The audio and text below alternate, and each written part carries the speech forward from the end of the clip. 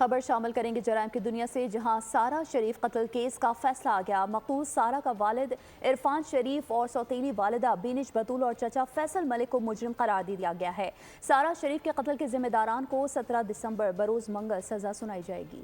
معصوم سارہ شریف کو قتل کرنے والے قریبی نکلے۔ والد کا سارہ کو دھاتی ڈنڈے، کرکٹ بیٹ اور موبائل فون سے مارنے کا اعتراف۔ سارہ شریف قتل کیس کا فیصلہ سنا دیا گیا۔ جیوری نے شواہد دیکھنے اور غور کے بعد فیصلہ سنایا۔ سارہ کا والد عرفان شریف، والدہ اور چچا مجرم قرار دیے گئے۔ دوران سماعت ابتدا میں عرفان شریف نے سارہ کو آئے زخموں کا ذمہ دار سوتیلی ماں بینش بطول کو ٹھہرایا تھا، لیکن بعد میں خود ذمہ داری قبول کر لی۔ سوتیلی والدہ بینش بطول اور چچا فیصل ملک سارہ شریف پر ظلم اور قتل سے انکار کرتے رہے اور مقدمے میں شواہد بھی نہیں دیے۔ سارہ شریف کے قتل کے ذمہ داروں کو 17 دسمبر بروز منگل سزا سنائی جائے گی۔